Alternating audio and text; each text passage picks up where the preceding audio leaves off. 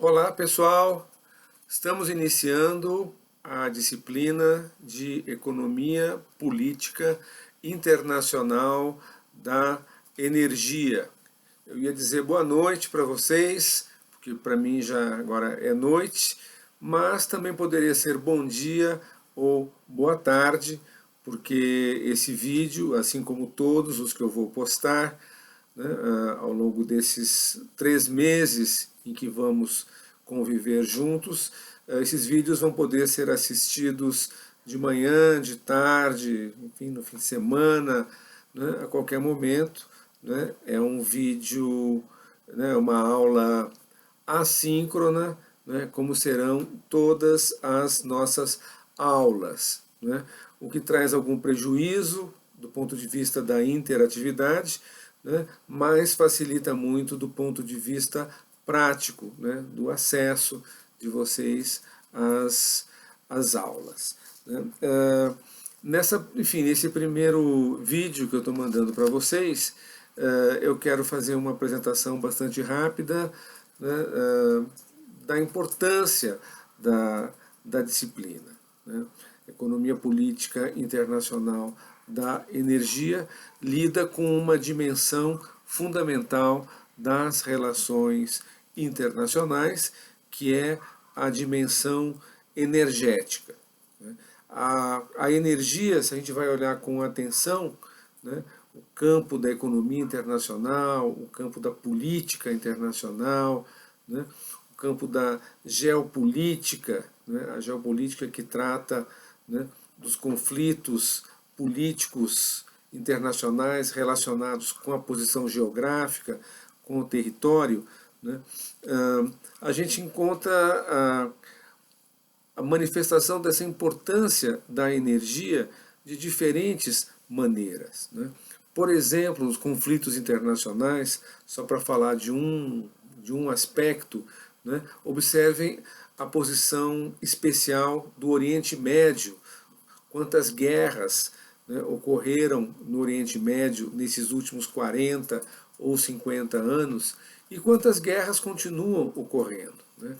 Tanto guerras abertas, como aquela que está ocorrendo, por exemplo, no presente momento no Iêmen, né, como situações muito próximas da guerra, como, por exemplo, as sanções dos Estados Unidos e o assédio político e econômico dos Estados Unidos contra o Irã. Né. A gente pode olhar para um outro lado, né, olhar para as capacidades de poder dos estados, dos países, como essa capacidade muitas vezes está relacionada com a posse, o controle de recursos energéticos vitais. Né. Olhemos, por exemplo, para a Rússia. A Rússia é a maior potência energética do mundo. Ela detém as maiores reservas de gás natural, né, e uma das maiores reservas de petróleo. A Rússia, juntamente com Estados Unidos e Arábia Saudita, né, esses três países, eles compartilham a liderança entre os exportadores de petróleo. Se a Rússia não tivesse esses recursos energéticos, ela não seria hoje, né, uma potência, né, que mantém ainda um protagonismo, né, na cena política global, mesmo depois do desaparecimento da União Soviética. Podemos olhar para outros lados, para um lado mais específico da economia mesmo, né, olhar o mundo dos negócios, né, a importância, o peso da energia no comércio global e nas finanças globais, a importância que tem o preço do petróleo como uma referência, né, para o funcionamento da economia no mundo inteiro, para as bolsas de valores, para as transações de commodities, de mercadorias que ocorrem no mundo. Né. Os operadores desse mercado, né, as pessoas que trabalham com o fluxo de mercadorias e com o fluxo financeiro ao redor do mundo, todos os dias, né, uma das primeiras coisas que eles fazem quando começam a trabalhar é olhar para a cotação do barril de petróleo, né, porque vai ser um indicador, né, fundamental, né, para as tendências, né, que vão estar em curso naquele dia. Ou se a gente olha para as empresas, as grandes empresas do mundo, se vocês olham as listas, que existem várias por aí, da revista Forbes, da revista Fortune, de várias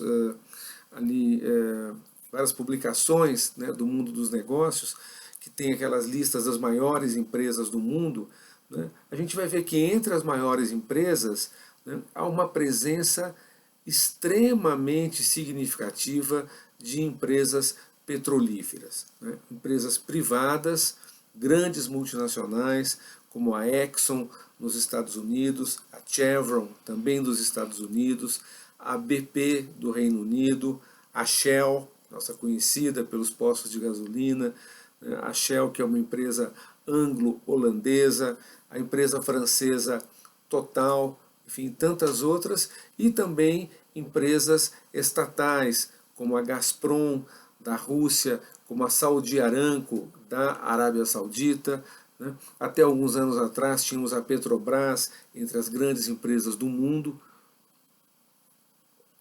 Tudo isso são empresas de petróleo, né?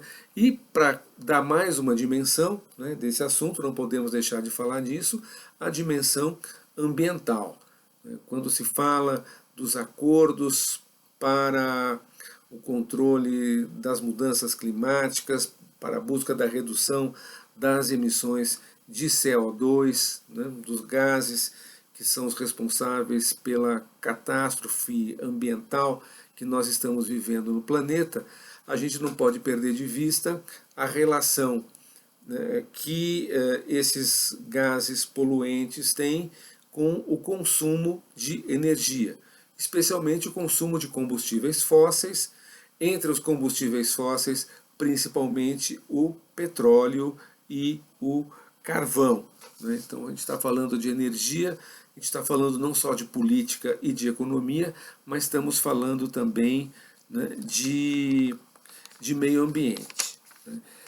Esses temas, né, de economia internacional, que são também temas de meio ambiente, que são também temas de geopolítica, eles só podem ser entendidos, então, né, se a gente levar em conta a dimensão energética. A importância, né, da energia para a gente compreender o mundo em que a gente vive está ligada basicamente a dois fatores. Primeiro fator, né, um fator bastante óbvio, mas que é importante a gente ressaltar aqui, é a centralidade que a energia tem na vida moderna, né? A vida moderna, ela depende de eletricidade. Sem eletricidade a gente não estaria se comunicando, né, aqui agora, nem eu teria luz aqui na minha casa para falar com vocês, né, e teria tido muita dificuldade para subir os 6 andares aqui do meu prédio, até que não é tão alto, imagina se fosse no 20º andar, né? A eletricidade é o que move as máquinas da nossa civilização industrial, é o que aquece os ambientes, o que é fundamental nos países frios, né, refrigera nos países quentes, né, ilumina, né, os ambientes, né. Então, é um mundo que não funciona sem eletricidade, né. A eletricidade é uma forma de energia, né. E nós dependemos também dos combustíveis, não só da eletricidade, né. Os combustíveis para os transportes, os combustíveis para a produção de alimentos, né. Os combustíveis também são fundamentais na área militar, né. Sem petróleo, basicamente, seria impossível um país manter em funcionamento a sua máquina de guerra, né. Os navios, os aviões de combate, os tanques de guerra, né, os próprios explosivos são em grande parte feitos a partir de derivados de petróleo, né. Então temos uma outra dimensão, né, aqui da energia, que é a dimensão da defesa militar, né. Então, quer dizer, A energia é fundamental para o funcionamento da economia, é fundamental para o nosso bem-estar, né, e é fundamental também por motivos estratégicos, por motivos de defesa nacional de todos os países do mundo. Né. Esse é o primeiro fator, né, que torna o tema energético foco prioritário da nossa atenção. Né. Um segundo fator tem a ver com a geografia, tem a ver com o mapa mundi, como ele se configura, a distribuição, né, a organização política do mapa mundi e a distribuição dos recursos energéticos ao redor do planeta. Né. A gente, estudando aonde se situam, né, na natureza os recursos energéticos, onde estão as reservas de petróleo, especialmente, onde estão as reservas de gás natural, né? Tem as reservas de carvão também, mas elas já não são um foco de atenção tão grande para nós, por motivos que eu vou deixar claro ao longo das nossas aulas. Né? E se a gente compara o lugar onde estão situadas essas reservas e o lugar onde esses combustíveis, né, e essa energia é consumida, né, a gente vai ver uma defasagem muito grande. O suprimento de energia da maioria dos países, inclusive da maioria daqueles países que são considerados grandes potências políticas, militares e industriais, o suprimento de energia dessas grandes potências, na maioria dos casos, depende de fontes de recursos que estão situadas fora das suas fronteiras. Né? O óleo, o petróleo, né, o gás natural, ele está situado, né, na grande maioria dos casos, em países que não são grandes potências industriais. Né? Sobretudo no Oriente Médio, né, na África, na América Latina, né, e em outras partes do mundo. E aqueles países que têm as economias mais poderosas, a China, o Japão, os países da União Europeia, como a Alemanha, né, a França, né, o Reino Unido, que agora acaba de sair da União Europeia, em grande medida e sobretudo até pouco tempo atrás, os Estados Unidos também, Coreia do Sul, né, esses países todos, né, eles dependiam da importação de recursos energéticos, né, dependiam dos fluxos de petróleo principalmente, né, também de gás natural, boa parte desses casos, né, externos ao seu território. Então, esses fluxos, né, que são fluxos de comércio, né, fluxos de fornecimento, de importação e exportação, esses fluxos são as veias e as artérias do organismo mundial, né, do funcionamento da economia do mundo. Não é difícil a gente concluir que quem controla esses fluxos, né, quem controla o tráfego, a movimentação dessas reservas pelo mundo, e quem controla a fonte desses combustíveis, né, quem controla os poços de petróleo, os poços de gás, né, quem controla as empresas que exploram esses recursos, né, quem domina essa indústria gigantesca e bilionária do petróleo e do gás, né, controla boa parte do poder no planeta, do poder político e do poder econômico no planeta. Né. Então, a gente tem aí, né, um material, um pano para manga, né, gigantesco para a gente estudar, para a gente analisar. A gente tem aí uma questão que é central para a compreensão do mundo em que a gente vive, né?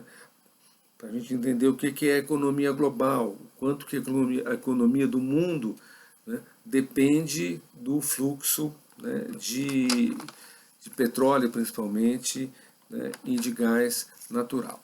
né? Nós vamos estudar, então, agora, ao longo desses próximos 3 meses, né, esse campo de estudo. Vamos estudar quais são os principais atores na economia política internacional da energia, né, os países, né, as empresas, as organizações internacionais, né, só para adiantar um pouquinho para vocês, estudar o que é uma organização internacional, que é a OPEP, a Organização dos Países Exportadores de Petróleo, né, uma das organizações centrais, né, no cenário global da energia. Né? E vamos estudar um pouco da história, né? A gente vê ao longo do século XX, sobretudo, né, essa história começa um pouco antes do século XX, na parte que nos interessa, mas se desenvolve em todo o século XX, né, nesse início do século XXI, né, para a gente chegar a entender a realidade atual, olhar um pouquinho para trás, né? Não vai ser um estudo exaustivo de história, mas as linhas gerais da trajetória histórica da economia mundial da energia, né, a gente vai trabalhar também, né, para, no final, discutir, né, os desafios, os impasses, né, as questões, os dilemas, né, as interrogações que estão presentes no cenário, né, atual da geopolítica e da economia internacional da energia. Né. Vamos tratar um pouco do Brasil também, né, o nosso olhar para os assuntos do mundo é, evidentemente, um olhar latino-americano e brasileiro. Né. Vamos falar um pouco sobre isso. A questão da energia, né, também tem estado muito presente no Brasil, né, de várias maneiras, seja pela importância das reservas de petróleo do pré-sal, seja pela importância econômica e política de uma grande empresa brasileira que é a Petrobras. Né? Então, vamos falar um pouco também do Brasil, né, nesse cenário. Né? Eu vou parando por aqui. A minha ideia é nunca fazer vídeos muito longos, muito pesados, até porque fica difícil para transportar do YouTube para o Moodle. Né? Nós vamos trabalhar com a plataforma Moodle. Vamos trabalhar bastante com o fórum existente dentro do Moodle. Né? É ali que eu vou estar o tempo todo mandando as minhas mensagens. E, né, enfim, né, e dando aí as coordenadas para as atividades que a gente vai desenvolver. Né. Para a próxima aula já tem uma tarefa, essa tarefa está explicada ali no fórum do Moodle, né. No plano de aulas também, né, o plano de aulas também está ali publicado no Moodle, né, e eu vou estar à disposição de vocês o tempo todo para resolver dúvidas, né, no nosso período de aulas, que é nas segundas-feiras, das 9 às 11, e nas quintas-feiras, das 7 da noite às 9 da noite, né, sempre à noite.